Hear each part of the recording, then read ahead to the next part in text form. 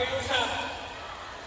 Total, yung mga nakaupo dyan, natulungan na natin sila. Kung nilingan nila kayo o hindi, bahala na ang Diyos sa kanila. Babalik na tayo.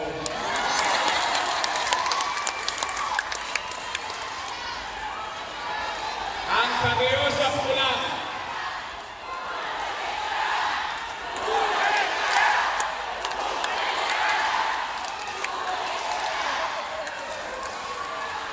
pakiusap ko lang, bigyan ninyo ko ng mga kasama na hindi kontrapelo.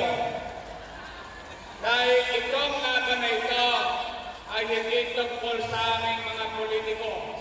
Tungkol ito sa iyo, sa anak mo, sa apo mo, sa pamilya natin.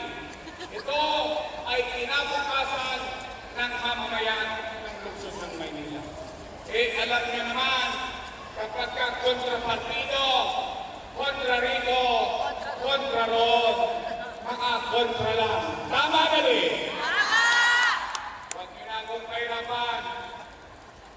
Ako na kakargo lahat.